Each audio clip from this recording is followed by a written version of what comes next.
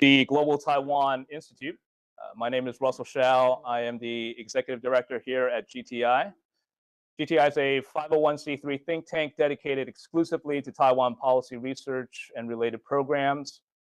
Our mission is to enhance the relationship between the United States and Taiwan with the world by contributing to a more informed discussion about Taiwan and its people. In pursuit of that mission, we undertake several major core programs.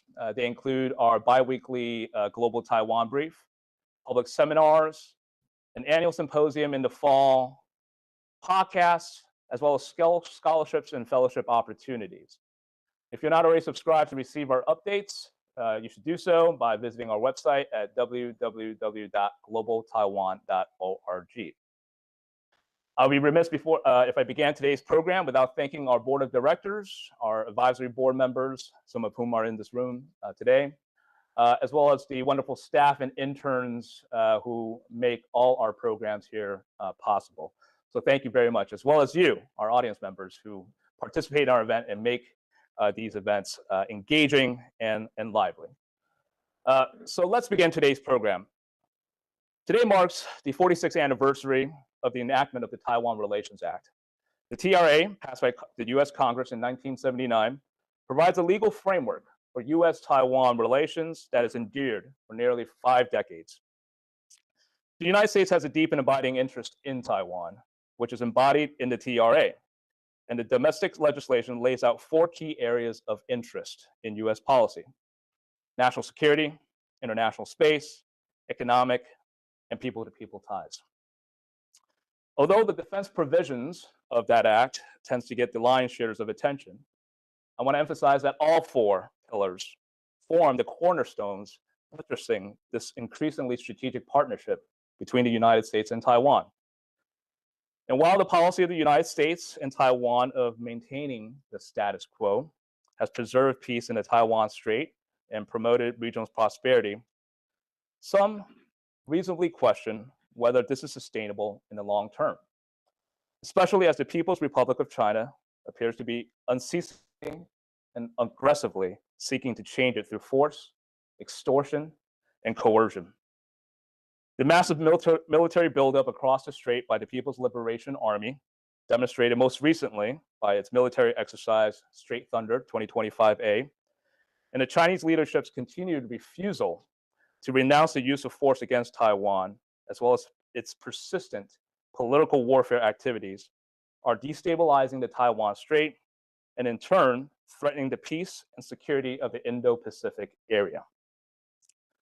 Let there be no doubt, Beijing is doubling down on its effort to undermine the status quo and achieve the political subordination of Taiwan under its One China principle through political warfare and the use of military force if necessary on its quest for regional hegemony and more. Now, US policy towards Taiwan has operated on the premise that America's primary interest is in the process, as opposed to the outcome of resolving differences between the 2 sides of the Taiwan Strait.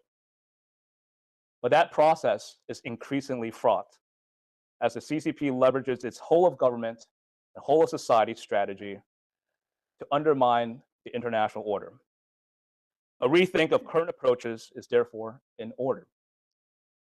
Today's discussion centers on a research project conducted by a research team assembled here by GTI. This project research is intended to review advances along the 4 key pillars of the strategic relationship between the United States and Taiwan and make calibrated recommendations, ensuring that the United States-Taiwan partnership will continue to grow from strength to strength to the midpoint of the 21st century and beyond. I want to thank the Taipei Economic and Cultural Representative Office for their support of this project. I want to emphasize that the research and recommendations are entirely the author's own and do not necessarily represent the view of their affiliate organization. Of course, any errors in judgment are our own as well. To help kick off today's event, I'm especially honored to introduce our opening keynote speaker.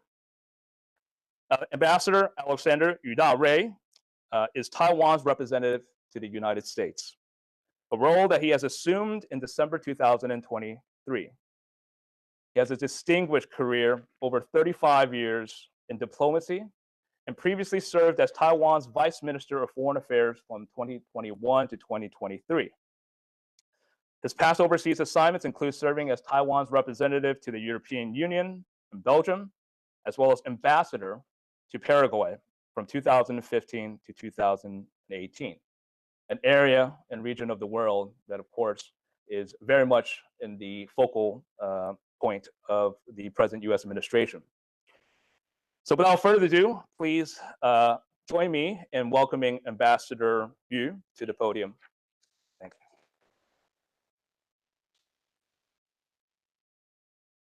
you. Oh, yes, that's right. Oh, it's wonderful. Oh, Oh, okay. No line. We're going high tech. You guys are high tech. Great. Very happy to be at GTI. And for those of you who have been, together in many occasions, you know that I don't like to read speeches, but unfortunately, these last few days have been quite, how do I say, exciting, to say the least. So I'm going to read what was prepared for me, which is covers all the elements that Russell just mentioned. But then I'll be more than happy to share my thoughts with you in this very interesting discussion. But Executive Director Russell Hsiao, Representative Brent Christensen, Ambassador Derek Mitchell, and Bill Klein, who's been be our moderator, and friends of Taiwan, good afternoon. Honored to join you today for the launch of this new report, US-Taiwan Relations, Advancing 4 Pillars of the Strategic Partnership. First, I want to extend my heartfelt gratitude to Russell for his team for hosting this event and for their unwavering dedication to amplifying Taiwan's voice here in Washington, D.C. and beyond. And since its establishment in 2016, the Global Taiwan Institute, GTI, has grown into one of the most influential organizations in the Taiwan policy community, and not just in the United States, but globally. And your contributions have been invaluable, and we wish Russell every success in the next phase of his journey. Sad to see you leave. But the Taiwan Relations Act is the cornerstone of partnership. And as Russell mentioned just now, today, to the exact April 10th, is celebrating 46 years of the enactment of the Taiwan Relations Act, TRA, which was enacted by Congress in 1979, has served the foundation of US-Taiwan relations for over, 46 years. Guarantees defense and security cooperation, economic ties, people-to-people exchanges, and the promotion of Taiwan's international space. Now, these pillars have preserved peace and stability across the Taiwan Strait, while fostering a partnership rooted in shared democratic values. With America's enduring commitment, Taiwan has grown into an indispensable partner, and I might say also a very partner in advancing global peace and prosperity. As we commemorate this legacy, we look forward to new opportunities to deepen collaboration across all dimensions of our relationship. And as we confront rapid geopolitical shifts and economic challenges, it is imperative that we adapt and strengthen the strategic framework to ensure it remains fit for this purpose. And as many of you may already know, but Taiwan is one of America's most important economic partners. Actually, we're your seventh largest trading partner. We're the size of Maryland, actually, but we are one of the largest economic partners, which, by the way, of all the major trading partners with the United States, we are also the only one without a avoidance of double taxation treatment. So that's one thing that I've been pushing very hardly since my arrival.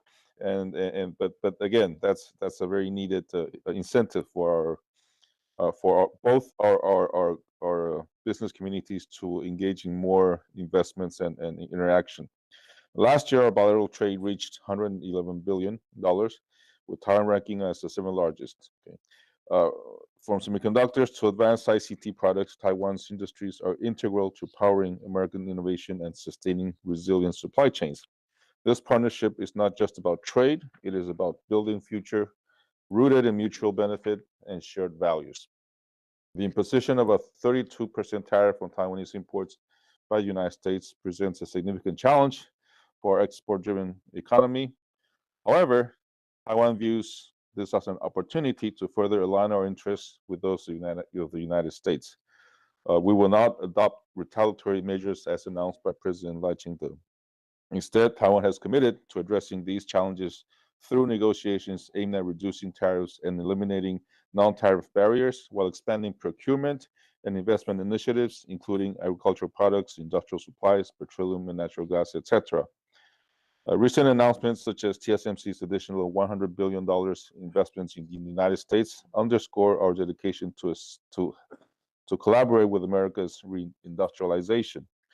Other Taiwanese firms are following suit with major investments that will bolster supply chain resilience and drive technological innovation.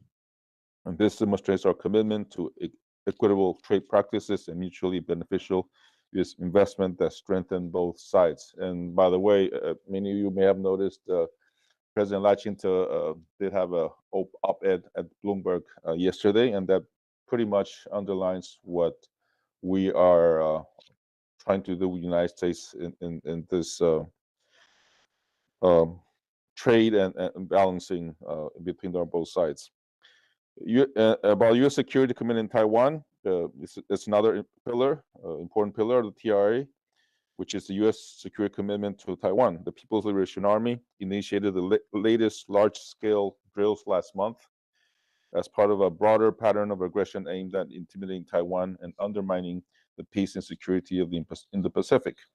We are grateful to the United States as well as other partners such as, well, U.S., UK, Japan, Canada, Germany, and G7 members, the EU, Australia, New Zealand, etc., for expressing, well, Korea, Sweden, Interparliamentary Alliance on China, IPAC, for expressing concern about such provocative actions and emphasizing cross-strait peace and stability as indispensable to the security and prosperity of the international community. Meanwhile, facing these challenges, Taiwan is also strengthening our asymmetric defense capabilities and whole society resilience. We are committed to raising our defense budget and to look forward to further deepening US-Taiwan security cooperation, including in the areas of defense industry. The third pillar of the While the US-Taiwan relationship is America's steadfast support for Taiwan's meaningful participation in the international community. The United States has long championed Taiwan's meaningful participation, recognizing that Taiwan's contributions are indispensable to addressing global challenges. Despite Beijing's aggressive campaign to characterize UN General Assembly Resolution 2758, the United States has consistently reaffirmed that this resolution only addresses China's representation in the UN and does not authorize the PRC to represent Taiwan. It does not endorse Beijing's One China principle, nor does it preclude Taiwan's participation in UN agencies or multilateral forums. And Taiwan's exclusion from key organizations such as the World Health Organization or the International Civil Aviation Organization and Interpol deprives the world of its exceptional expertise. Well, that's a little too much, but of our expertise in areas like public health, aviation safety, and combating transnational crime. Despite these challenges, the United States has been unwavering in its bipartisan support for Taiwan's international participation. And meanwhile, Taiwan continues to make contributions through alternative platforms such as the Global Cooperation and Trading Framework, GCTF. The GCTF was established in 2015 under Director Christensen's leadership and has helped showcase Taiwan's strengths in areas such as public health, disaster relief, e-commerce, media literacy, women's empowerment, and sustainable aviation. Last but not least, people-to-people ties are another critical pillar of Taiwan-U.S. partnership. In 2024, the United States welcomed over 300,000 visitors from Taiwan, a 16% increase over 2023, boosting the U.S. tourism industry and related economies. Taiwan is also United States' fifth largest source of international students, sending more than 23,000 students to receive education during the 2023-24 academic year, and the numbers continue to grow. In reverse, Taiwan is also making efforts to encourage more U.S. students to study in Taiwan by providing various scholarship programs. Taiwan-U.S. education cooperation has expanded in the recent years. Beside the well-known Fulbright program, we also invested in U.S. Department's exchange programs, such as the Critical Language Scholarship and the Benjamin A. Gilman International Scholarship Program. As the ties between our people has deepened, state-level diplomacy has also flourished, with 23 United States states, as well as Guam, opening offices in Taiwan to facilitate trade and investment relations. Over the years, multiple state governors have continuously visited Taiwan, reflecting growing recognition of Taiwan as a valuable partner. The last governor to be in Taiwan was Governor Dunleavy from Alaska, which also we are initiating a very interesting collaboration on the LNG project in that state. But nothing can speak louder than, well, gourmet food. Taiwan's vibrant culinary culture has also captivated the American people, whether it's bubble milk tea, pineapple cakes, or xiaolongbao. The renowned Taiwanese restaurant Din Tai Fung opened a new location in New York City, I think last year, and I hope that in the near future, we'll all be able to enjoy its delicious offerings right here in Washington, D.C., which, yeah. I've been asked a lot by people here in D.C. about when can we have a Din Tai Fung open in here. But as we delve into today's discussions on advancing US-Taiwan relations across strategic pillars, it is evident that our partnership transcends bilateral ties. It is a cornerstone of regional stability and global prosperity. I want to express again my gratitude to GTI and all Friends for Taiwan here today for organizing this event at such a critical and interesting moment. So I wish we all have a very fruitful discussion ahead. Thank you very much.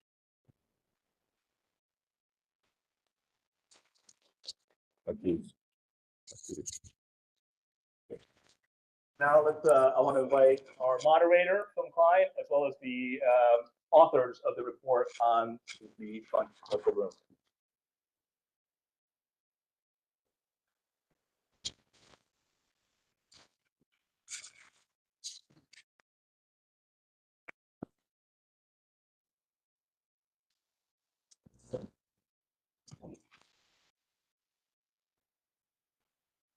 Good afternoon, everyone. Thank you so much for joining us today.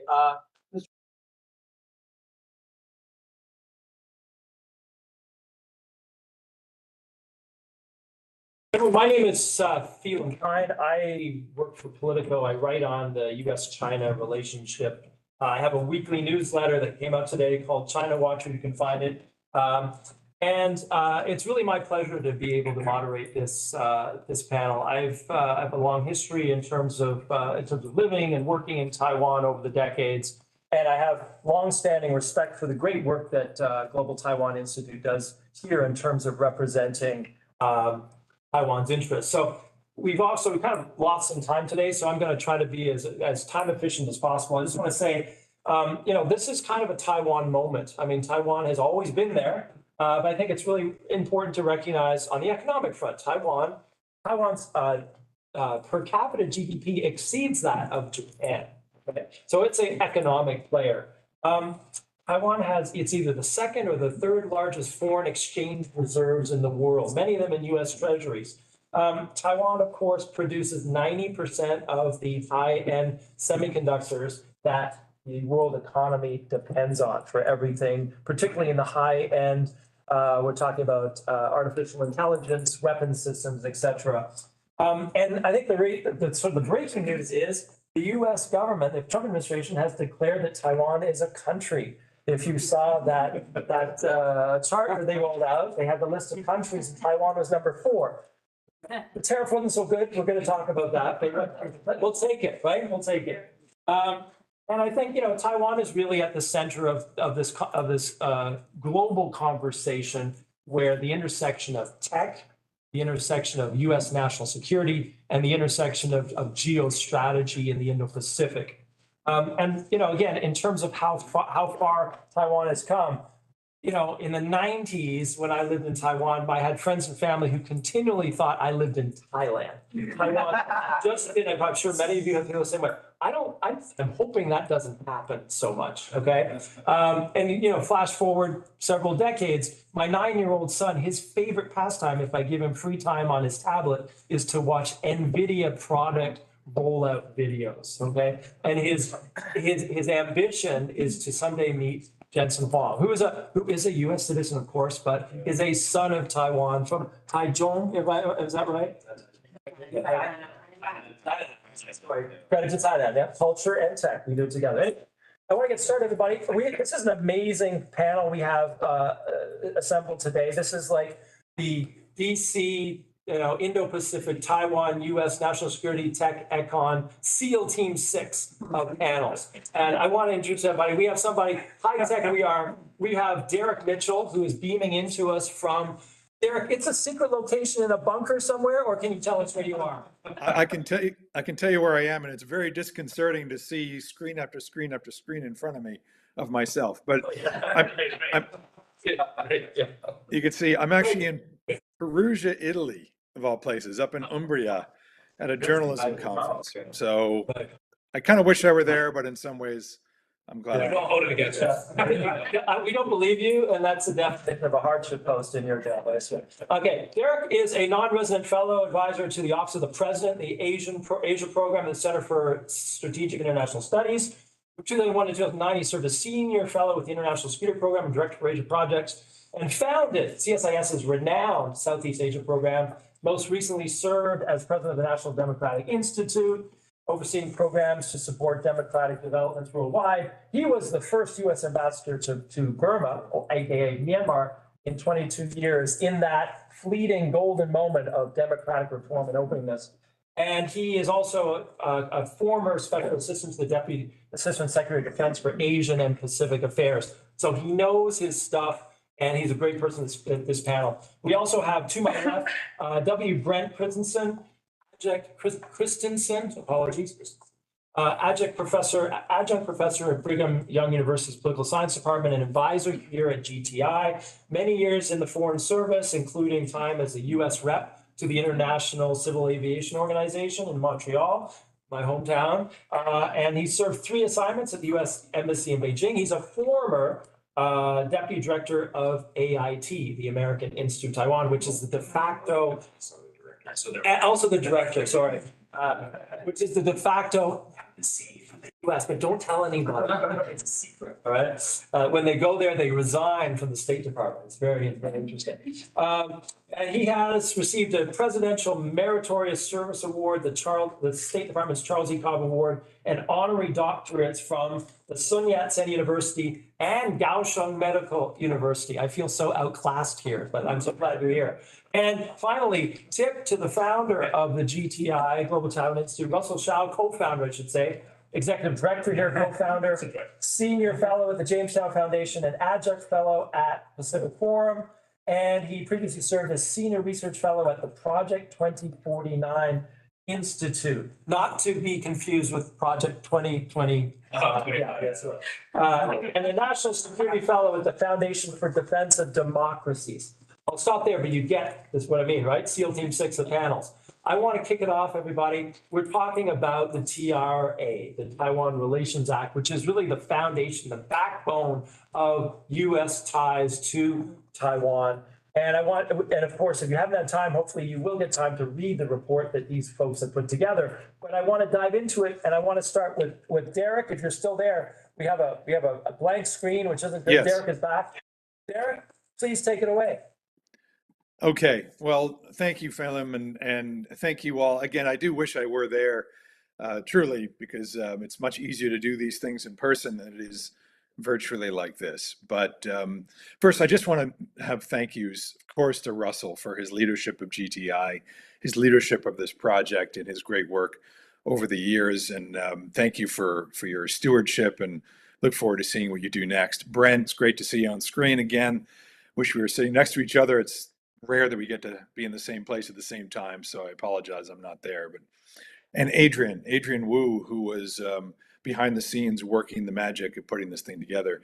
She's not with us today, but thank you, and everybody else who's taking part, both online and in person today.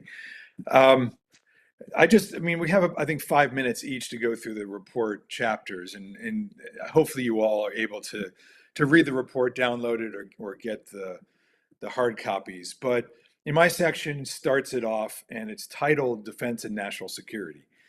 And I think the reason why it's first, few reasons, as stated earlier, national security and defense is usually how we think about Taiwan. It's the foundation of US-Taiwan relations because Taiwan's existence, very existence, is in the balance really every single day and has been on the line really has been defining the relationship with the United States for decades. You can say since 1950 or 1949, 1950 or 1955. It starts, we think in terms of defense, and Phelan mentioned that I worked in the Pentagon, but really what I'm trying to make a point of in my chapter, and frankly what I think the entire report says, which is that national security when it comes to Taiwan is not simply military affairs as we traditionally have viewed it. That everything Taiwan does, everything in the US-Taiwan relationship is really about national security. And so when the TRA talks about peace and security in the Western Pacific, that's how they put it, the Western Pacific, we call it the Indo-Pacific now. I sort of talk about in the chapter how that has evolved over the years, peace and security, how we've thought about it, when I was in the Pentagon and traditional arms sales and how we thought about arms sales in those days. But now, and how we thought about all the gamesmanship around the arms sales process. And then now where we are today, where we are thinking about comprehensive security. We're thinking about the military, the political, the economic, the societal, the informational, the political, psychological element of all of this that really needs to be integrated when we think about Taiwan security. You cannot stovepipe economic relations or trade from the political, military, or informational aspects of the relationship.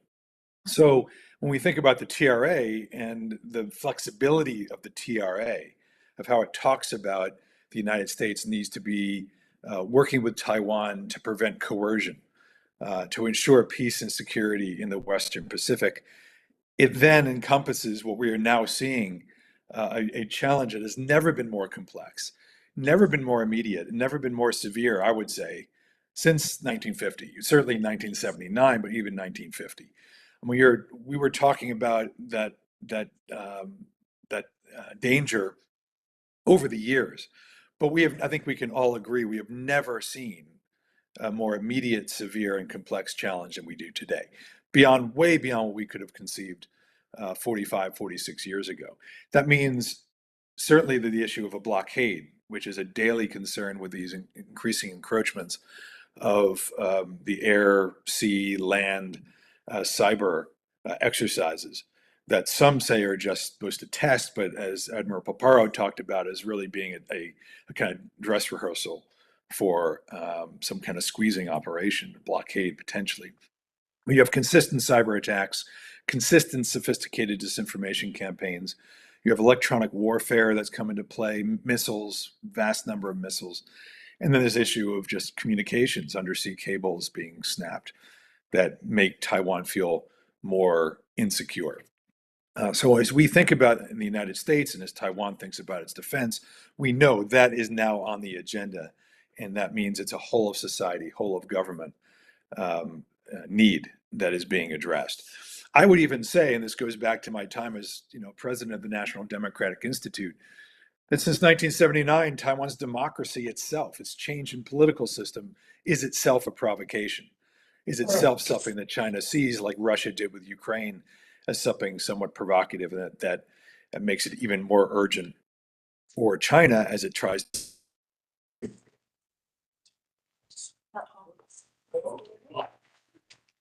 Lost you, Derek. Your sound, audio. Are there any lip readers?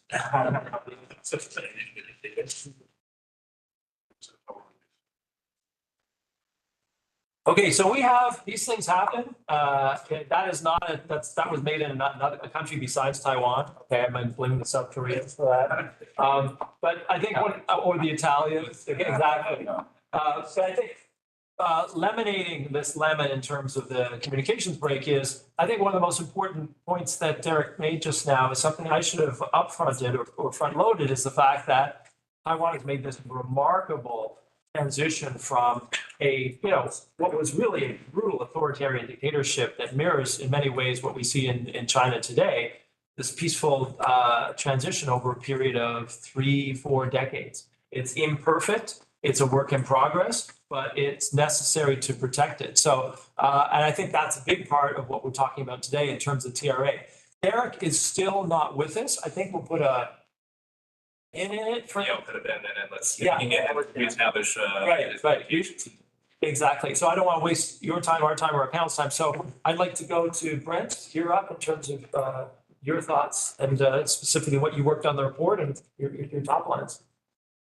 Okay. Well, thank you, Phelim, for that very gracious introduction.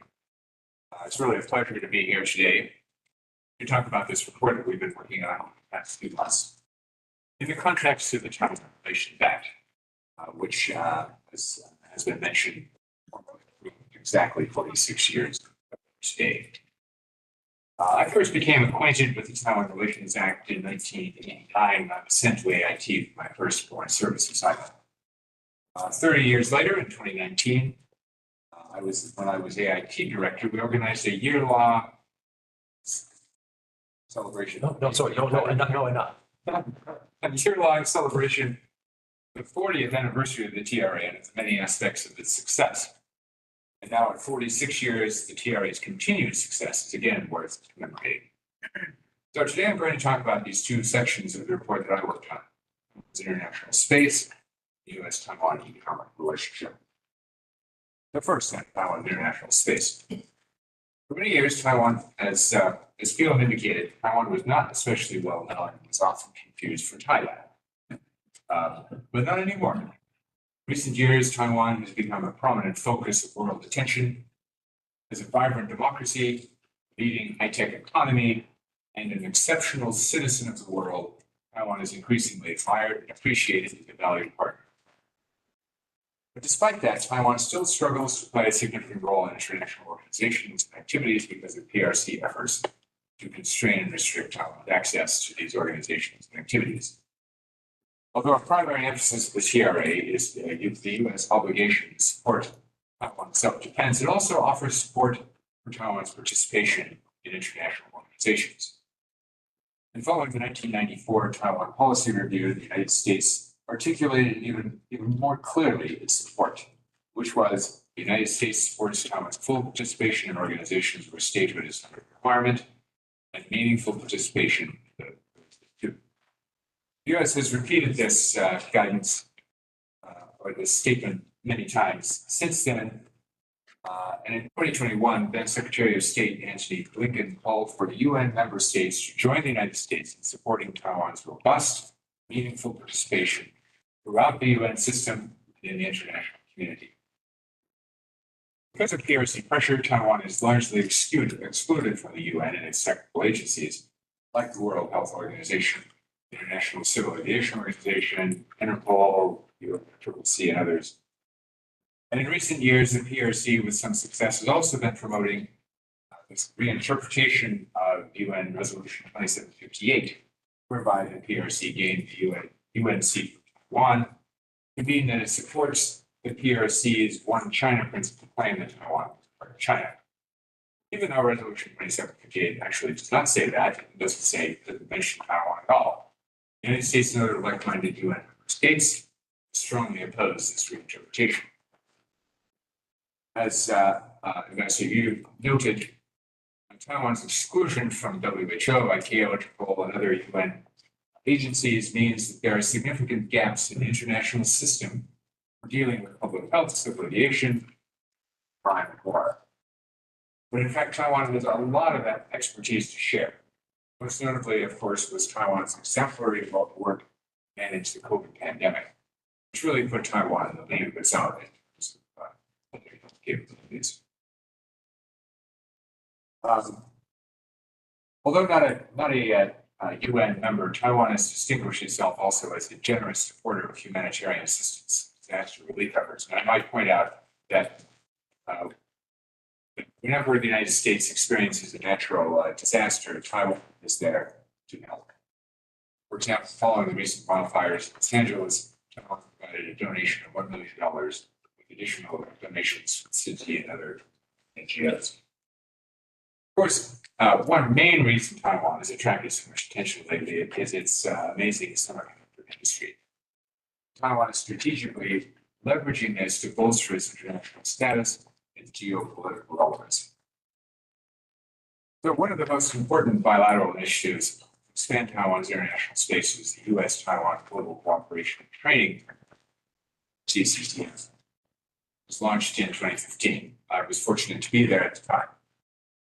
Since then, the GCTF has grown into a multilateral platform to showcase Taiwan's comparative strengths, hosting workshops and training programs across the Indo-Pacific and beyond. In a sense, the GCTF functions almost like an international organization itself. It has conducted 86 workshops with over 10,000 government officials, experts, and civil society representatives from 133 countries. Japan, Australia, and Canada have since joined the United States and Taiwan as official members. Sweden, the Netherlands, UK, Israel, and others have co-hosted specific workshops. So we hope to get more of those occasional members to join as official members. Meanwhile, Taiwan's 12 diplomatic allies continue to face challenges in maintaining their official relations with Taiwan as the PRC increases pressure to switch recognition. The United States has expanded its support to counter this pressure, but could do more. Congress has advanced legislation such as the Taiwan Allies Fund Act, designed to provide financial support to countries that maintain official ties with Taiwan. But to support Taiwan's international space, we came up with a few recommendations. Here are 5 recommendations that seem most possible. 1, the United States should work with like-minded countries to identify opportunities and venues to highlight Taiwan's indispensable value to the world economy. 2, Congress should be encouraged to pass the Taiwan International Solidarity Act that affirms the UN Resolution 2758 does not support the PRC's One China principles, like be encouraged to take similar measures. 3, U.S. policymakers should identify ways to assist Taiwan's diplomatic partners in resisting PRC pressure and urge Congress to pass the Taiwan Allies Fund Act that provides financial support for these efforts. 4th, the United States and Taiwan should encourage other countries to join GCTF as official sponsors. And 5th, the United States and like-minded partners should examine creative ways in which Taiwan technical experts could participate in activities of UN technical agencies. Okay, so that's it on international space. Turn to economics.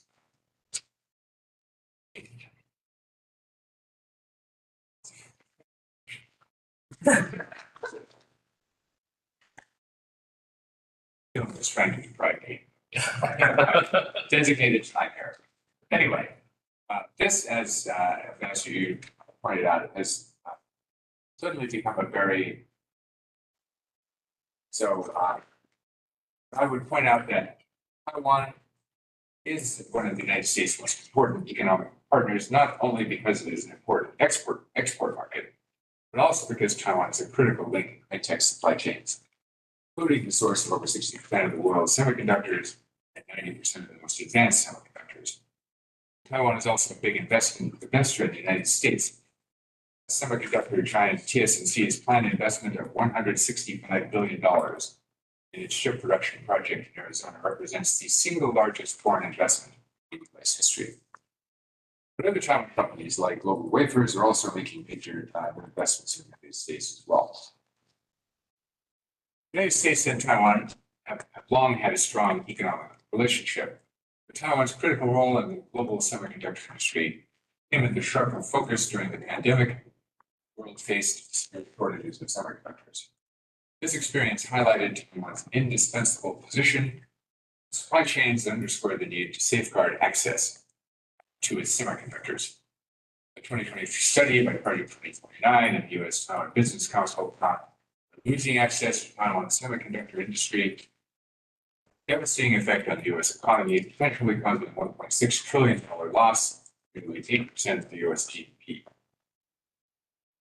As described in the TRA, It is U.S. policy to promote extensive, close, friendly, commercial, cultural, and other relations between the people of the United States and the people on Taiwan. The TRA also provides for the United States to have essentially the same commercial and economic arrangements that it has with other economic partners. So in view of this economy, there's now an even stronger argument for strengthening our existing economic agreements and negotiating new ones, like a free trade agreement, for example, an FTA. So Taiwan has long sought a free trade agreement with the United States. The USTR has never been persuaded to consider it. However, in 2022, the United States and Taiwan launched the US-Taiwan 21st Century Trade Initiative, a new trade arrangement that has certain elements of an FTA. In June 2023, a first agreement under this initiative was signed, and the second phase is underway. Separately, the U.S. Department of State, Taiwan's Ministry of Economic Affairs, in late 2020 launched the US-Taiwan Economic Prosperity Partnership Dialogue, or EPPD, to focus on non-trade economic issues. And in October of last year, the U.S. Treasury announced the United States and Taiwan will be negotiating a comprehensive bilateral double taxation agreement. Even though Taiwan is best known for its semiconductor technology, it is also a global leader in a number of other advanced technologies, including artificial intelligence, telecommunications, display technology, electric vehicles, batteries, etc. To take advantage of Taiwan's impressive technological capability, many U.S. tech giants, including Microsoft, Google, and NVIDIA, have established research and development hubs in Taiwan. To strengthen cooperation between Taiwan entrepreneurs and Silicon Valley, Taiwan just launched the Startup Island Taiwan Silicon Valley Hub, located in Palo Alto, to facilitate these connections. The new Trump administration, which last year is commented on, has an intense focus on fair reciprocal trade. Last week announced these plans to impose a tariff rate of 32%. I want to accept semiconductors.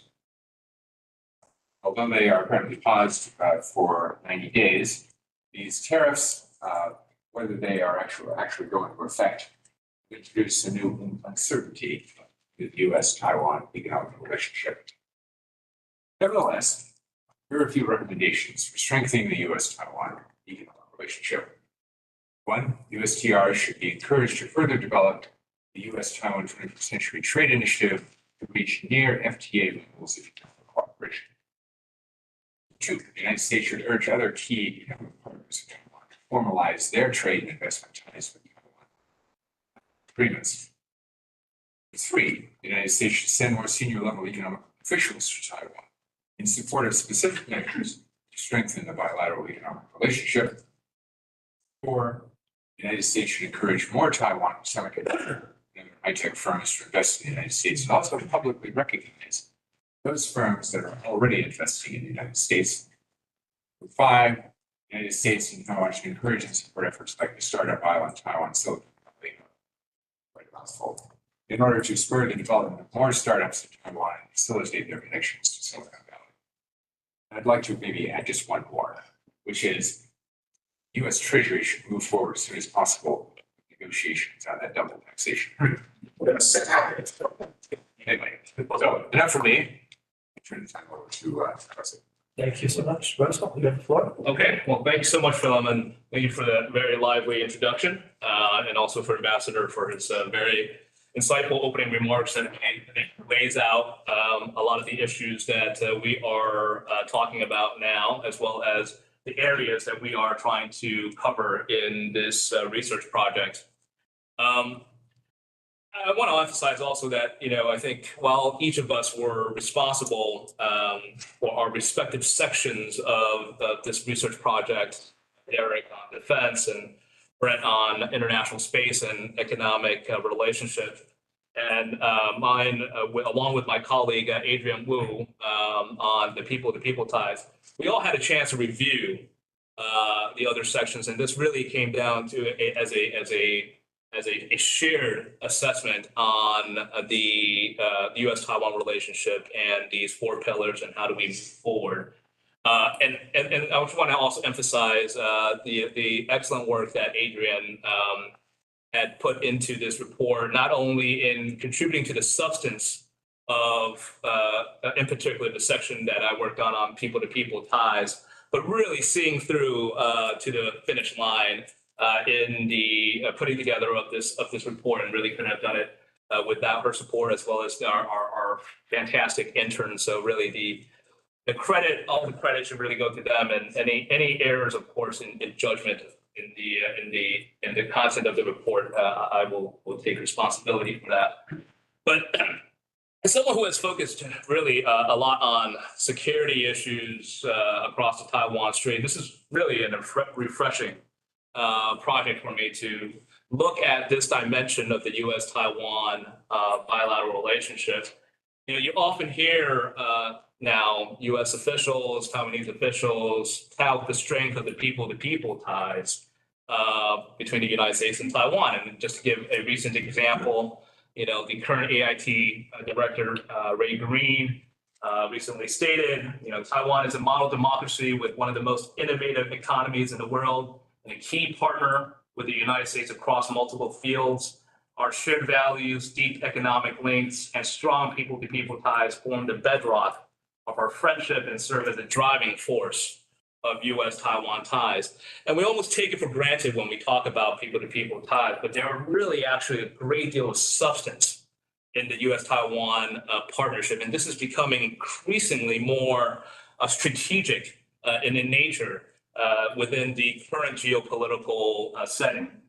So in spite of really the limited diplomatic interactions that we have between the United States and Taiwan governments, really the continuity and growth in the people-to-people ties has really underscored, I think, the significant, or humanized the significant interests as well as the enormous stakes for all sides.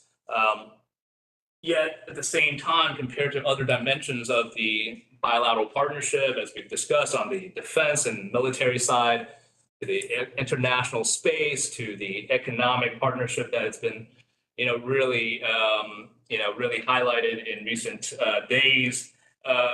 This human-to-human, the people-to-people ties really remain understated and underappreciated area of the bilateral relationship.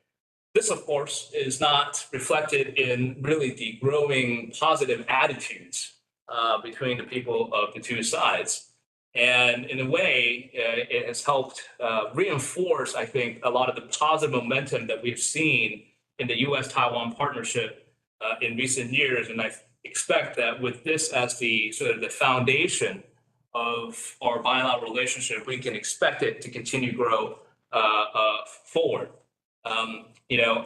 While the views of the U.S. leaders are often routinely expressed from policy and official statements, the sentiments of the American public, of course, are less readily observable and therefore less well understood.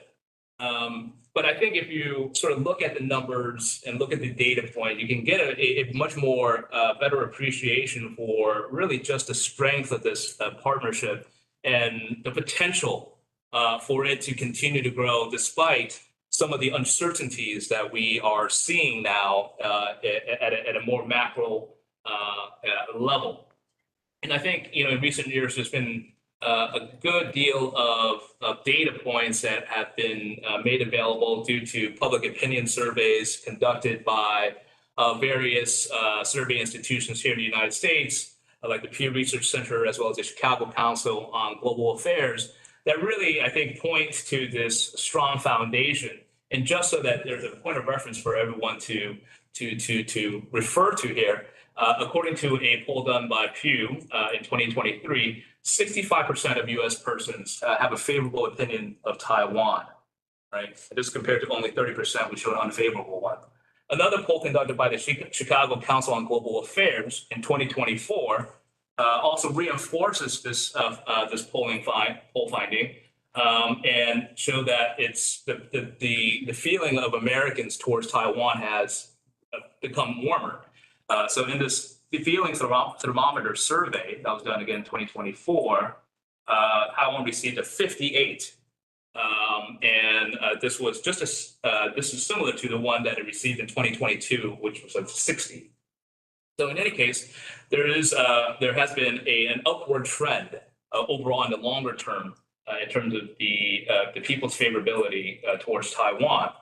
On the other side, also in Taiwan, majorities. But just to point out here that on top of these favorability ratings, the public in the United States also support tangible policy support for Taiwan, like 62% supporting Taiwan's inclusion in international organizations, 59% favoring a US-Taiwan free trade agreement. Similarly, and perhaps surprisingly, there are even 61% of Americans who support recognizing Taiwan as an independent country. Perhaps that was reflected in the rollout of those tariffs on the screen there. Well, the key point here not to be lost is that these high ratings in Americans' favorability towards Taiwan does tend to correlate with greater public support for policy that support Taiwan. I think this is a very positive sign of this trend line in the people-to-people ties. Likewise, in Taiwanese public opinion, when polling's done in 2020, 68% of Taiwanese have a favorable opinion of the United States. Although at the same time, I think it's important to point out that in other polls done by local institutions within Taiwan, including those done by the government research institution, that there are, a lower percentage of people that in 2023 that see the United States as a trustworthy country. I think there are current, events that have occurred in recent years that have perhaps contributed to that decline. This is also an area that my colleague here, John Dodson, who wrote a report for us on the U.S. skeptic narratives in Taiwan that had sort of reared its head in the 2024 elections. And I think we're going to see more of that as these sort of geopolitical uncertainties are going to increasingly cast doubt on perceptions of U.S. reliability and credibility in these issues. So this is, I think, an area to watch for on how that might impact things going forward. I think, but more importantly than anything else in this world of people-to-people ties, it's important to point out that we're starting to see, lawmakers and policymakers think strategically about the people-to-people relationship. And there have been, a number of important legal instruments that have been signed in recent years to really broaden the foundation of the U.S.-Taiwan partnership, to include the launching of the U.S.-Taiwan Education Initiative in 2020, the Science and Technology Agreement, the passage of the Taiwan Fellowship Act in 2022, as well as the U.S.-Taiwan Public Health Protection Act. And these are just to name a few areas that have really helped supplemented the robust people-to-people interactions between the United States and Taiwan. And how much time do I have? 1 minute. 1 minute. Okay. So all right. And so let me just here point out a few areas that really highlight the constructive developments in the people-to-people relationship that I think are areas that we need to continue to support and reinforce. I hope you'll read the recommendations as well as the entirety of the report itself, where we go into great length each of these areas. But one of the most bright spots are the developments of these Taiwan centers for Mandarin learning. And this is launched in conjunction with the U.S.-Taiwan Education Initiative. There's basically what's driven by two related trends: the closing, of course, of Confucius institutes in the U.S. university that are increasingly concerned about the infringements on academic integrity and freedom in the United States caused by these Confucius institutions, as well as Taiwan's growing investment in English language instruction. And since the launching of that initiative, there are now, I believe, around 66 of these Taiwan centers for Mandarin learning in the United States. And there are plans to build even more of these so that more Americans can learn Mandarin, Chinese at these Mandarin learning centers. Other areas of student exchanges are also critically important. Now, a considerable number of Taiwan elites and opinion leaders have been educated in the United States as well. A lot of the alliance managers that are now, have been really leading the charge in managing the bilateral relationship were educated in Taiwan through Mandarin learning. And so this is really a strategic area that needs to be cultivated even more so.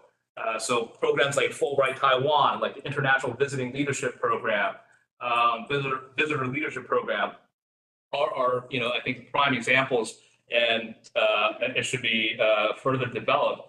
My understanding is that the State Department may be undertaking review of some of these education and review cultural exchange programs.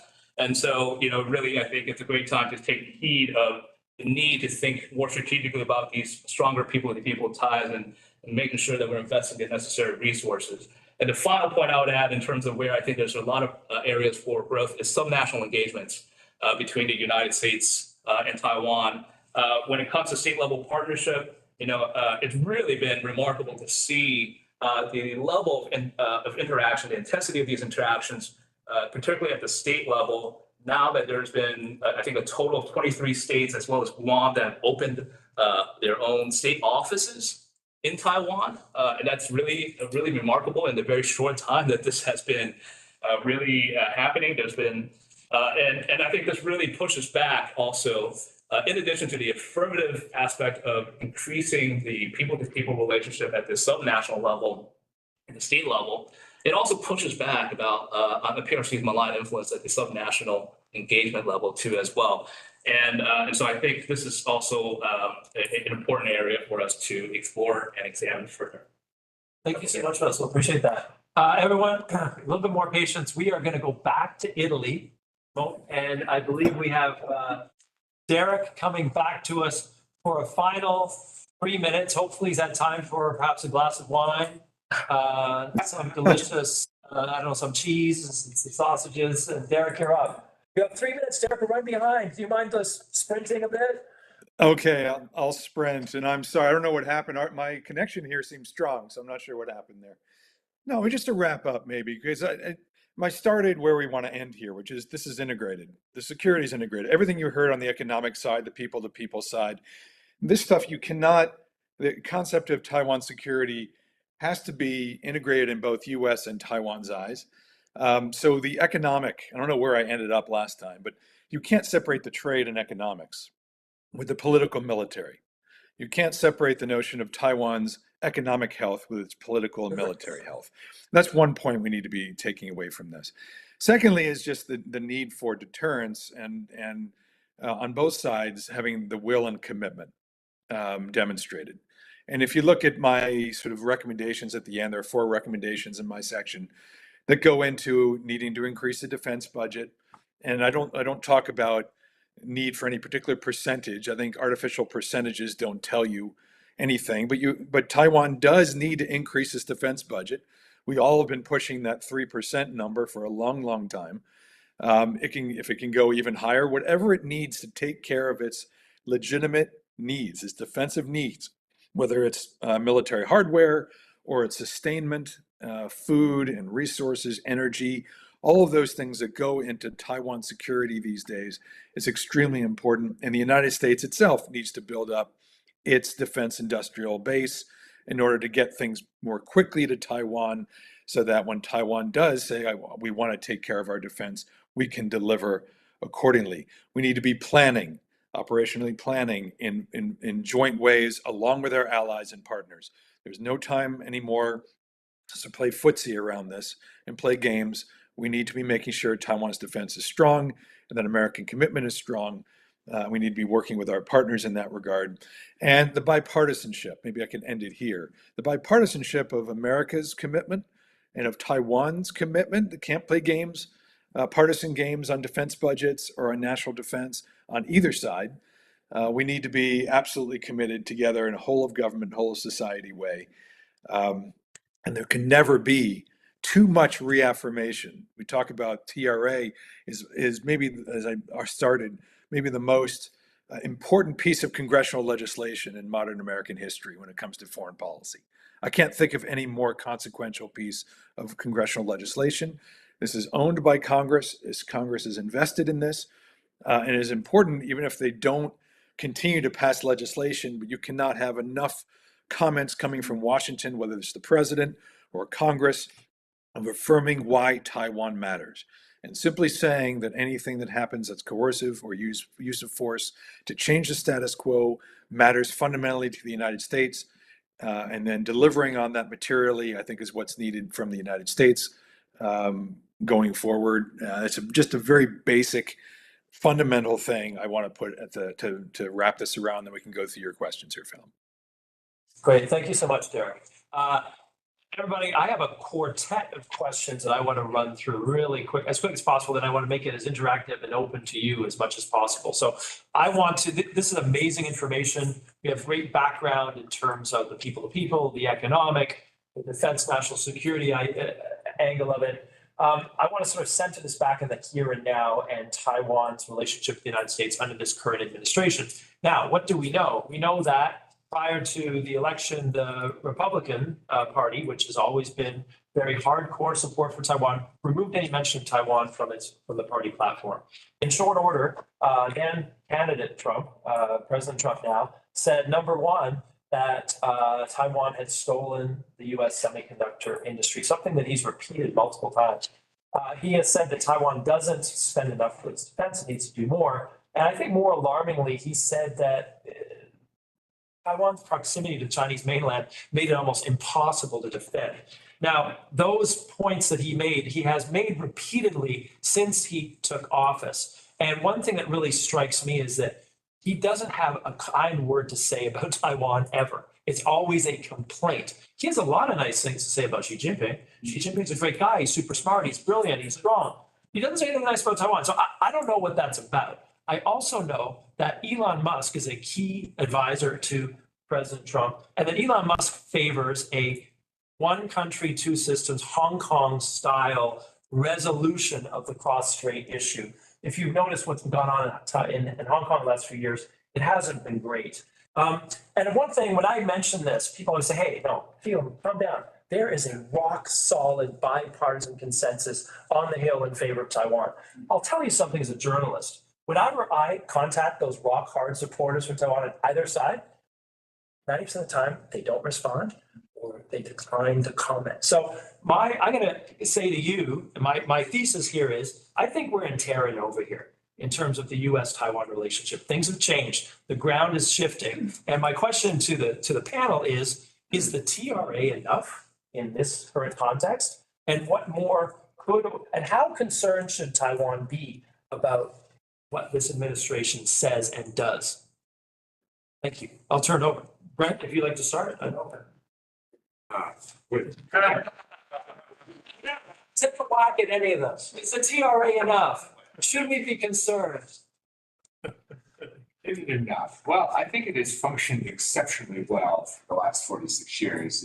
And, I think the expression, if it ain't broke, don't fix it, might apply here. Trying to advise the TRA, I think, would be a potentially risky proposition. But I think it is enough for now. Mm-hmm. I think I'm just thinking back to something I really admired in foreign service, Mr. Stapleton Roy. Mm. He once, we were talking about, how the possibility that U.S. policy towards China or any other aspect of foreign policy would shift from one administration to another. He said that ultimately, even if policy looks like it's maybe going in the wrong direction, it will come back. It will get back on track because policy tends to reflect U.S. national interests. And U.S. national interests don't change administration to administration. And I think it's very much U.S. national interests have a very strong relationship with Taiwan. Certainly, the economics of the relationship are very, very clear. Taiwan's semiconductor industry needs to be available to the United States and other like-minded economies. So I would say that, let me invoke a Winston Churchill comment. He always had a pithy way of saying things. Anyway, he said that the United States can always be counted on to do the right thing. After they've tried everything else. So we may be in the trying everything else phase just now. I think we'll get back to where we need to be. Fair enough. Thank you. Russell, any comments? Trump administration, Taiwan, new Terra Nova, or business as usual? You know what? I think it's actually more business as usual, to be honest with you. And I would, I've been advised by, close associates, who are, well informed on these issues that, repeatedly that, we have to watch less less of what President Trump says and more about what he does. Right. And I think, while past practices does not indicate future performances here, I think it's important to look at what his first administration did. And despite, of course, knowledge now about things that he has said in private with regards to his perspectives about Taiwan. I think we've seen significant advances, in the diplomatic front between the United States and Taiwan, with cabinet level officials visiting after resuming after a long hiatus. Significant improvements in the cadence of arms sales to Taiwan, including considerations of new advances in certain types of capabilities, to Taiwan. There was the lifting at the end of the term of the contact guidance that long restricted or constrained interactions between the United States and Taiwan officials that have long hindered a more sort of dignified interaction between the two sides. And that, along with other initiatives, I think underscore that despite, of course, the uncertainties and sort of unknowns with regards to, how President Trump would respond and act under different scenarios that are entirely conditional, right?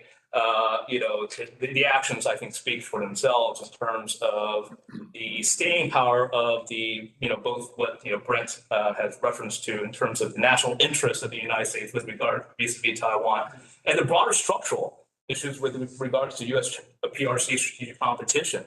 And I think, it's those two sort of, variables that are interacting in ways that are that, in my view at least, provide for I think, at least a stable impetus for, advances in the U.S.-Taiwan bilateral relationship along these four, areas that we have highlighted in this report, and, defense, international space, economic, and people to people, because they are all in the national interest of the United States to do so. And then finally, I'll just say that the last point is that, U.S. policy towards Taiwan has always been highly elastic, right? There's a high degree of elasticity. So, in a way, and it is based upon, the conditions of being able to respond to the challenges that it faces. And so, I think we've seen it expand and contract, and the application of, sort of certain terminologies and over time. And I think we're sort of in that phase right now where we're starting to see a broader expansion of of those policy terms because of the national interest involved. Thank you. Derek, any comments? Yeah, I mean, I'm a little surprised you say that when you talk to folks, excuse me, you talk to folks on the Hill, you get a no comment when it comes to Taiwan. I get a sense that people on the Hill, I mean, I've never seen such an avalanche of legislation being introduced or comments being introduced. Not everything is passing. Some things are a little bit beyond the pale, but I really haven't gotten a sense myself that the Hill is wavering on Taiwan generally. And I do agree with Russell in the sense that, look, when it comes to President Trump, it's impossible to predict. And he has very little good to say about anyone except for, frankly, the autocrats. I mean, he'll say something nice about Xi Jinping, but still zap him with tariffs. And I don't know, he doesn't have anything bad to do or say about Putin. But generally the bureaucrats, the people in the senior positions are all very strong on Taiwan. I mean, the Secretary of Defense was just over there with, touring Asia, where it was all about China and Taiwan. I do worry in the sense that these folks don't necessarily think about Taiwan as Taiwan. they see it as a function of China, of containing China as a tool in that sense. That is worrisome. This is my theory. You have to talk to them about it. But as I observe them, there is that sense of it being instrumentalized, which that's a thinner reed than if you truly care about Taiwan as Taiwan. But I do think to them, everything that's happened in the past 3 months of releasing frozen defense funds in February, of traveling around and saying the right things by the Secretary of Defense and others, I see steady as she goes. Excuse me, more than anything else. Excuse me. Thank you. I have 4 questions. I got to go through really quickly. My second question of those 4 is, and I got to start with you, Derek, because it's right up your alley, but I'd love Brent and Russell's views as well. President Trump, as well as Elbridge Colby, who is about to or be confirmed for a major, have both said that Taiwan. Yeah, he was confirmed yesterday, I think. Yeah. Thank you. Yesterday was a busy day, believe you me. 10%. Taiwan needs to spend 10% of its GDP on military spending. Now, I think right now Taiwan spends 2.5 to 2.6. They're trying to push it to 3%.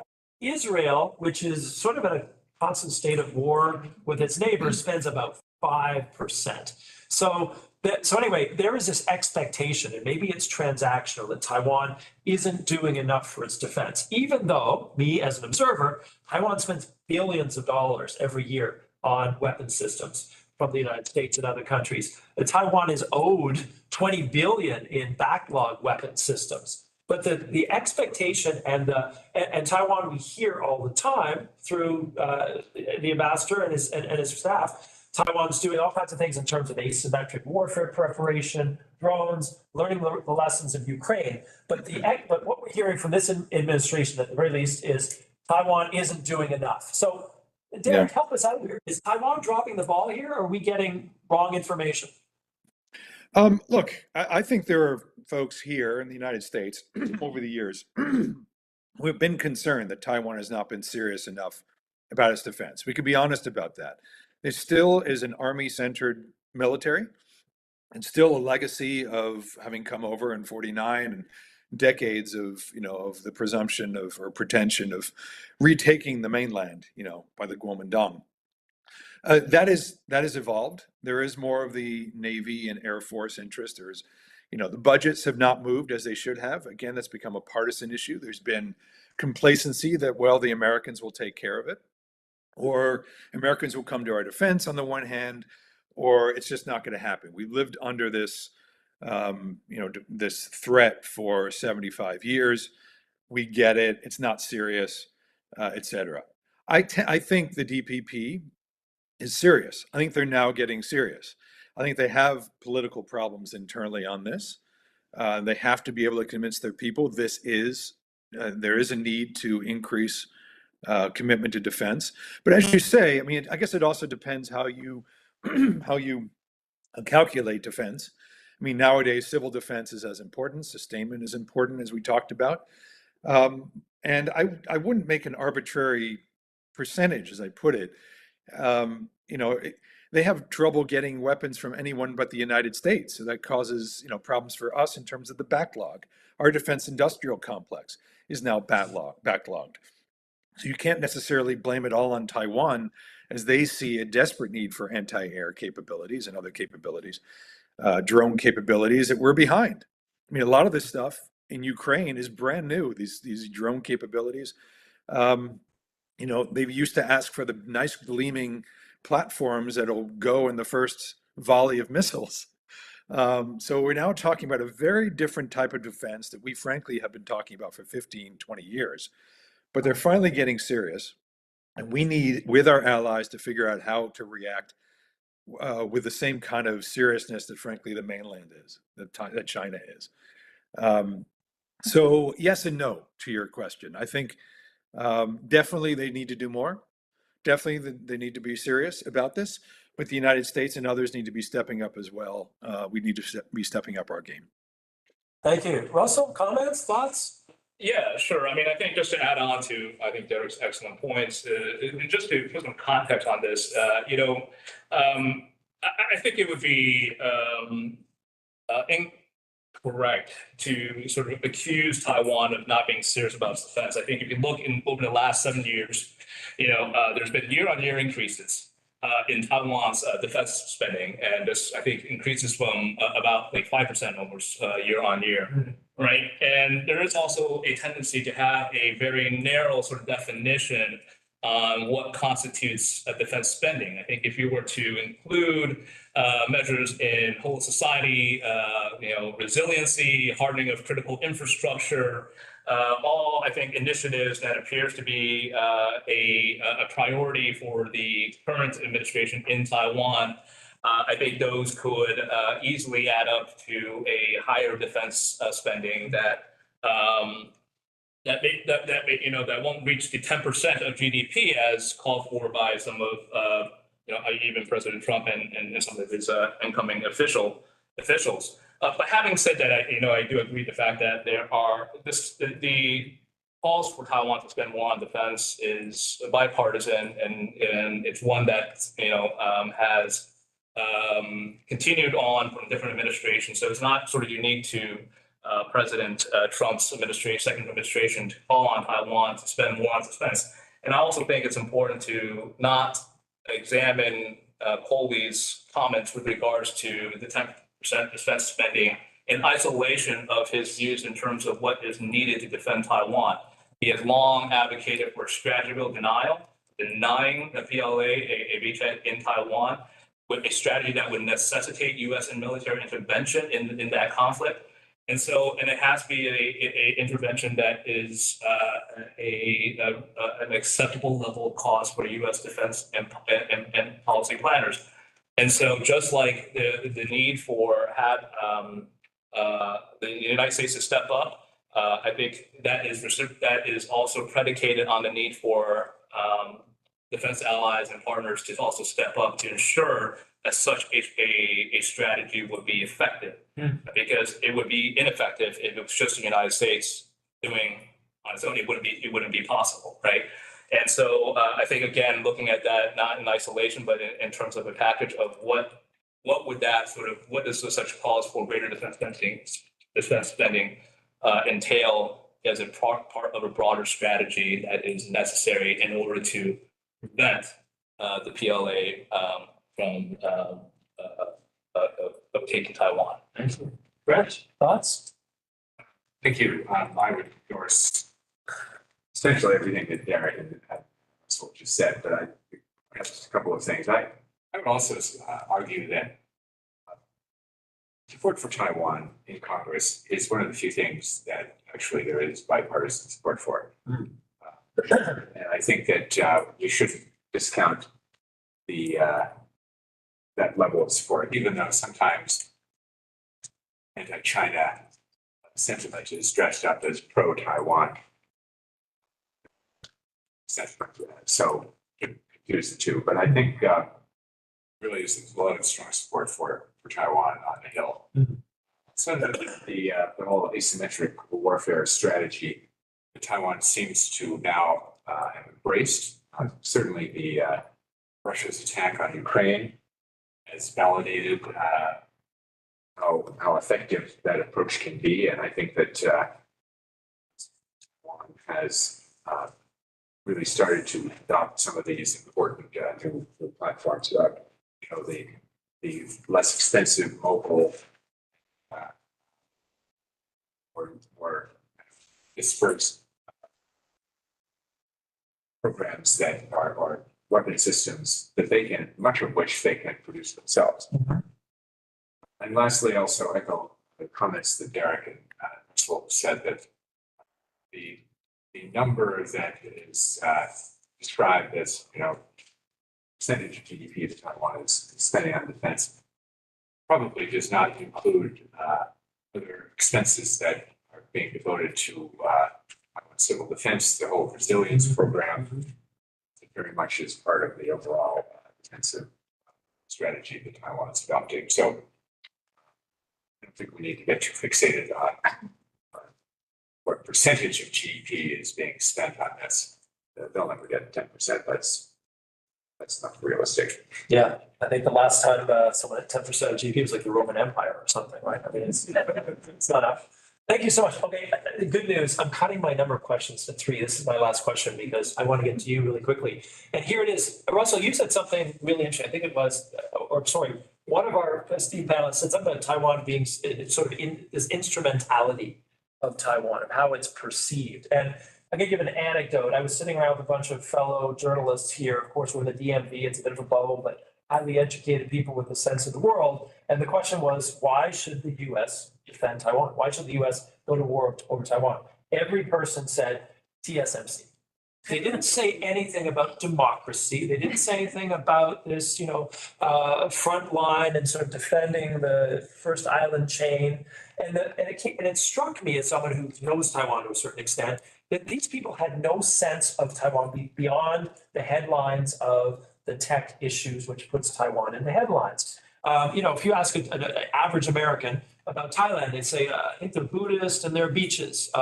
Japan, they'd say Mount Fuji, they have a huge amount. Like Taiwan, did you know, largest mountain in Northeast Asia? No, they don't know anything. So Taiwan really it flies under the radar. And here's what I guess my question is, my experience of how Asian countries are able to socialize themselves and be recognized and known amongst Americans and North Americans is, for example, Thailand has a successful program of Visit Thailand here. They do it every few years.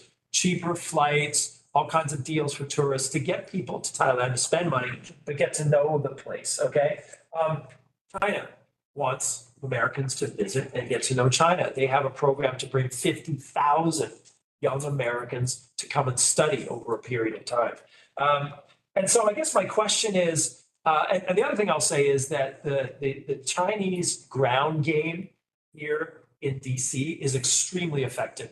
Their press people are all over the place, okay? If you ever feel lonely as a journalist, you just call the Chinese embassy and they'll talk to you. And so they have this, to quote Steve Bannon, they have a flood the zone approach to like whatever information, if hoping that it's going to stick. First, one China principle policy, eventually it'll be principle, right? That's what they're trying to do. So I guess my question, I'm opening it up, and it's a terrible question, it's way too long, is what more could or should Taiwan be doing? Because my sense as a sympathetic observer is that it's not working for what I would consider to be a key constituency. So please attack me if I'm wrong, because I know you're doing a lot, but maybe Russell, you want to take this one? I think this is an issue of strategic messaging, right? I think, you have to be able to speak to your audience. And one thing I'll point to here is that, U.S. interest in Taiwan predates, of course, this frenzied interest in semiconductors. When President Clinton sent carrier strike groups in the vicinity of Taiwan, there wasn't this, level of interest in Taiwan's semiconductor industry. The United States did not intervene in at least 2 incidents in the 50s, because of an interest of with the semiconductor industry, which didn't exist at that point. But I think it's certainly the case that with this administration there is a very laser-like focus on a set of issues that it is most concerned about. Increased defense burden sharing, reshoring of semiconductor manufacturing. Reduction of the trade deficit. And these are going to be the issues that, all allies and like-minded partners are going to have to address in dealing with this administration and aligning their interests with the interests of the United States. And, and in my view, I see that there are a great deal of alignment and interest within this framework for which, the United States and Taiwan can stand to continue to really increase their economic partnership in ways that will, bolster economic security on both sides. I think it's a good bet for, security partners to invest more in one another. And so, to facilitate that, I would also echo Brent's earlier comments that, an avoidance of double taxation agreement is long overdue, and that will help to facilitate the greater, investments into the United States that will help to grow this semiconductor ecosystem that the administration, is very focused on building back in the United States. And similarly, Taiwan contributing more for its own defense will only help what it does for itself will certainly will do much more in making the argument for what other countries can do for it, in a potential crisis than any what President Trump may say today or the next, because he often changes what he says. So in that sense, defense burden sharing in terms of taking on more responsibilities, contributing more towards self-defense is critical. And so again, I think my point here is just that it's a matter of strategic messaging and aligning interests with interests. But U.S. interest in Taiwan is deep and abiding, and it has and there are important constituencies that still value the importance of democracies and shared values. And I think that is an area that that we cannot stop talking about, and in terms of what is happening in the world. But it has to be tailored in a way that speaks to, of course, the concerns of the United States. Thank you. Brett, you've been taking furious notes. As a former U.S. diplomat based in Taiwan, what do you think? Am I off here in terms of this idea that Taiwan hasn't really been making the connections it needs here for a country that may at some point need to commit blood and treasure for its defense? I do think that Taiwan could tell its story better. I think the story is actually very compelling. Taiwan is a really impressive democracy, but I'm not sure that that's a message that will really resonate with the administration. I was thinking about this CSIS report that came out a while ago that was sorry to cite another.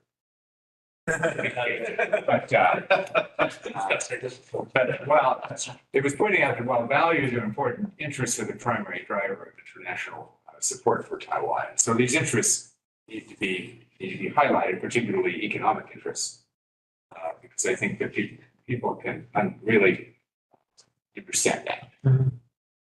Something that other countries also need to focus on as well. And they could be a lot supportive of Taiwan if they think that their own interests are at stake. Mm-hmm.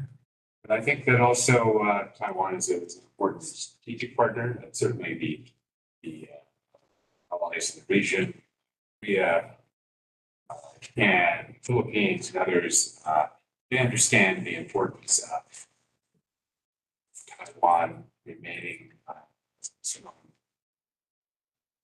part of that security in the Western Pacific. So I'll leave it at that, but I do think that we have I think the administration understands those key interests, but I think I think better story could help highlight some of these interests and how, again, going back to my earlier point, U.S. national interests support a strong relationship with Taiwan, and that should be the focus of this chamber. Thank you. Derek, we're running out of time here. You have 60 seconds. People time. No, you pass. He's passing. Yeah, we can go to the questions. I think they answered it fine. Yeah. All right, everybody, please, when you identify, I'm going to choose some folks to ask questions. Please identify yourself and please ask a question. Please don't speechify or tell us travel story. My job, right? Make it concise. And we're going to start over here. Young woman in the red dress. Thank you, Philip. Iris Shaw, DPP. Thank you, Ambassador Mitchell, and thank you, Ambassador Christensen, for your long distinguished career in helping to advance US-Taiwan relations.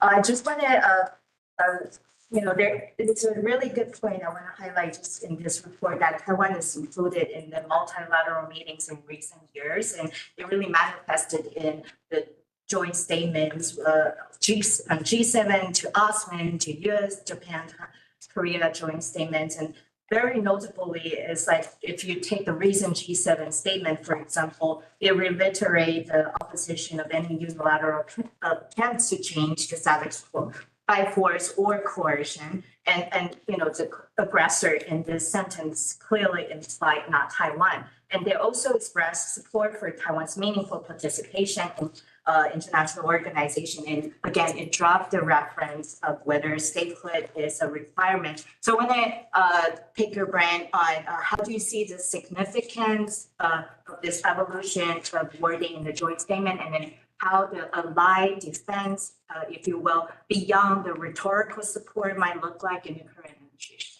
Anybody want to go over that? Thank you, Iris. G7 statement, more explicit about Taiwan. Anybody want to jump on this? Yes. Okay. Tah-Ray, go. Okay. No, I think this is very important. I think this is a success of the previous administration too. Look, we're talking about now, and this gets to the previous question as well, of why Taiwan matters and how you make the case. I mean, would anyone have said that Ukraine mattered before it mattered? When you see a linking of autocracies these days who are looking to settle issues and create new spheres of influence and dominate by force in kind of in 19th century ways. So I think what Europe is doing, it's why G7 put it in their statements all of a sudden, and others in Europe are paying attention, the Baltic states are paying attention to Taiwan, is because they see what is happening in Europe, what Russia is doing with Ukraine has an analogy to what China is doing in Taiwan. And I spent a bunch of time in Lithuania years back explaining why what they're seeing on their border has an analogy to what's happening in Asia. So it is very important that we start seeing other countries recognize in statements that this stuff matters to them. It's also essential to the deterrence. This is all about deterrence. If anything starts, it's not going to end well. I mean, we're already seeing it with the trade war. It's hard to see how the tariff war ends, but that's child's play compared to something over Taiwan between a cross-strait issue. So I think it's very important that Europe and Asian countries and others make the case this matters to us, and there'll be a cost if there's any coercion or force used. Thank you, Derek. Second question, we had somebody over here, sir.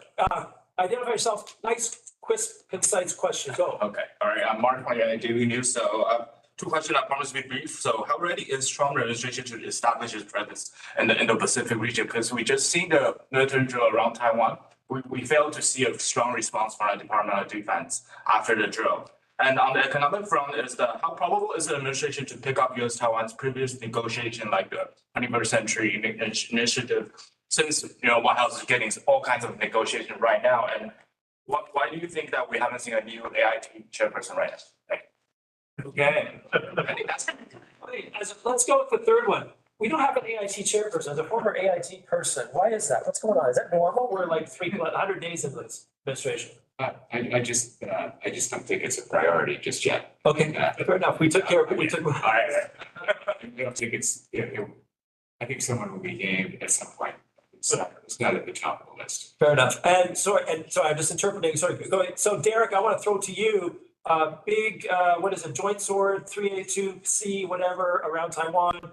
I guess your question was, where was the US 7th Fleet or something? Yeah, exactly. Okay, all right. Derek, the US is taking it lying down.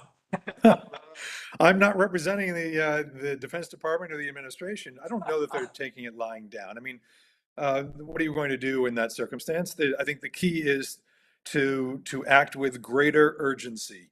What China is doing is serious. This is not just shadow dancing there, and Admiral Paparo has made it very clear. These are dress rehearsals for the real thing, which just needs to light a fire under the Taiwan people, under the Taiwan government, under the Taiwan LY, and under the United States to make sure we are getting them what they need. We are working on real life, real world scenarios to ensure that deterrence is maintained and make sure that Europe and other parts of Asia, Japan, the Philippines, and others are sending a signal that you do something, there will be cost. So I don't know that we need to be brandishing our weaponry in response, but we do need. I'm sure we will be doing something symbolic to show we are still committed.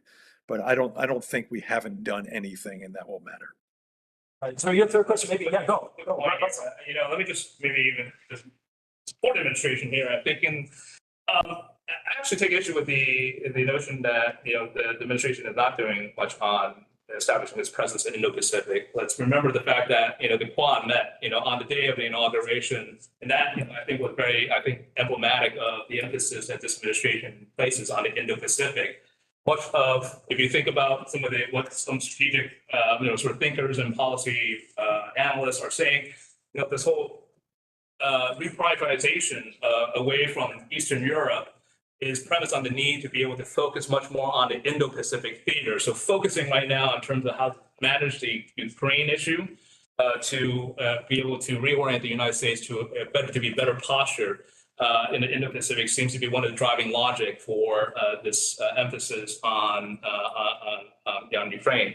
And then certainly, of course, the defense secretary was just made a whirlwind tour through the Asia Pacific, and and I think that I think speaks volume to this is within even 100 days. Of course, I know now with all the executive orders, it feels like it's much farther than that, but within 100 days, and I think again that I think is intended to show presence of the not to mention, of course, reported internal memos that have been circulated with regards to the emphasis of Taiwan in the planning of this new administration. So I think this administration seems to be very focused on the Indo-Pacific.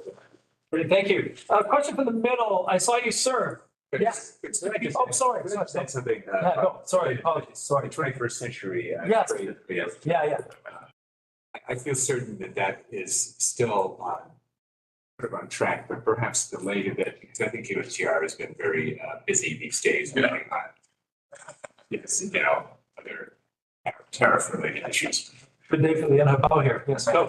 Just a few days ago. So could you identify yourself? Yes, my name's Rob. I'm in District. Yep. Just a few days ago, some Chinese soldiers were actually caught by Ukrainian army, which is a big problem. Just a few days ago that happened. What effect will that happen now on maybe something prospective development in terms of something like that? And also, one of the things I've realized in Eastern Europe, Putin has now made a bid to remove all the U.S. Army soldiers.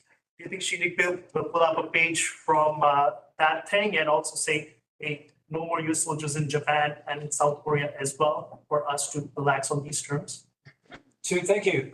Derek, I'm going to go to you. You're the defense guy. Chinese soldiers in Ukraine, a couple, Zelensky says like 150 more, and relocation of troops. Can you be concise?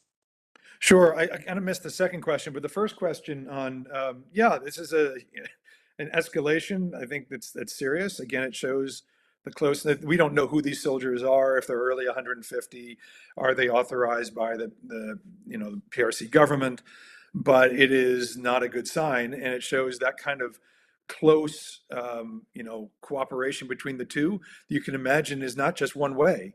It's going to be both ways. And maybe once Russia gets done with Ukraine, then will they turn their attention to assisting the PRC in Asia? The thing, though, on that, of course, is there's some friction between the PRC and Russia in Asia. We have to remember as well, because they have differing. Russia is playing footsie with the North Koreans. They're in my old haunts of Myanmar and Burma. But I think there's more to be played out on the issue of the soldiers in Ukraine. But it's clearly very worrying about how tight Russia and China is. It goes to the level not just of parts for weaponry or dual use, but actual people. Where does that lead? We don't know. Of course, they're also doing exercises along our coastlines and in Asia. A lot of things they're doing.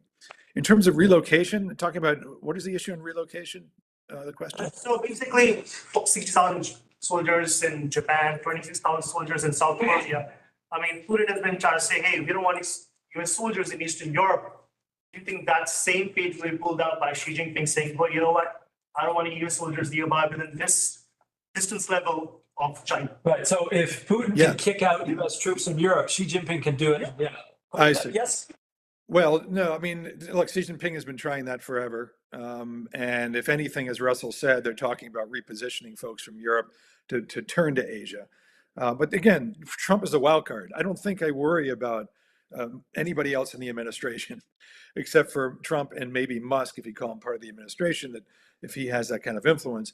Trump was interested in, he's not happy with the troops in Korea. There are folks who think our troops there are focused inefficiently. They're focused north to North Korea rather than south to Taiwan. And there may be some friction there if we decide to tell the Koreans we don't want them simply for one mission and one mission only, given the Korean history with, how nervous they are about being involved in something related to China. So I don't think, though, that that analogy is correct as the questioner suggested, though. Thank you. We got 5 minutes left. I'm going to go for 3 really quick questions. You have to be extremely concise. You, sir, you're first. You, sir, you're second. You, sir, you're third. Could you give your question? We'll just go. We'll round them off. My name is Gerrit van der Wees. I'm a former Dutch diplomat. So thank you very much for an excellent session. But it was mainly about US-Taiwan relations. As the ambassador knows, and Derek also alluded to it, there's been a tremendous increase and support for Taiwan in Europe.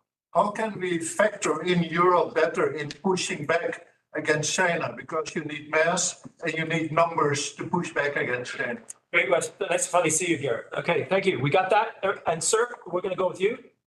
Identify, quick question. My name is David Chu. I'm from Georgetown University School of Foreign Service. My question to the panel, thank you so much for being here today, by the way, is that there's a growing sentiment domestically in Taiwan that some people are afraid that Taiwan is essentially selling itself out, but gaining nothing in return from the United States, including, most importantly, the security guarantee.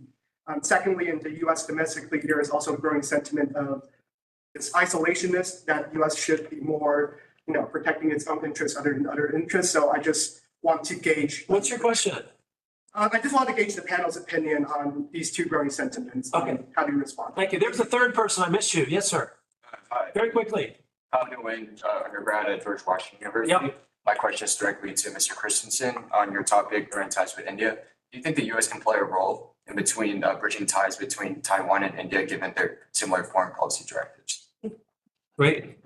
Brent, do you want to go with that? That one is directly to you, and we'll get it. I think that we can certainly encourage that. This is something that's very much in line with Taiwan's southbound policy, at least in terms of economic connections. And so Taiwan, I think, is doing a good job in developing that. I think the U.S. can certainly encourage that and should. Great, thank you. Europe, leveraging greater interest in Taiwan and in Europe for Taiwan security, different relations. Is there a way, Derek, you want to go for that? In Italy. So You're in Italy.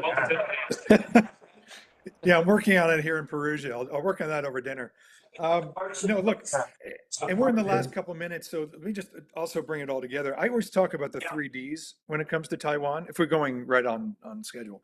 I would talk about Taiwan dignity, Taiwan deterrence, and then Taiwan defense. And I think they all matter, and they're all integrated. I mean, Taiwan in and of itself deserves dignity. International dignity is a success story. It's had remarkable public goods, has a lot to offer the world. We talked about that earlier. I think when it comes to Europe, I think the first 2 are probably the most important.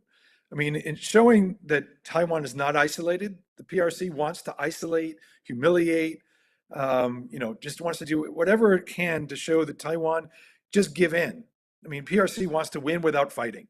So you can have no mass, or we just say mass in numbers.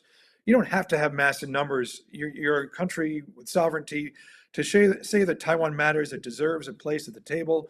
It deserves an open door for its people, for its economy, for it's whatever Taiwan has to offer. Try to show some resolve vis-a-vis PRC, and stand your ground as a sovereign nation sends a very important signal to both PRC and Taiwan. It is the source, frankly, of the second D, which is deterrence. It shows that it matters. Lithuania, I talked about before, is smaller than Denmark.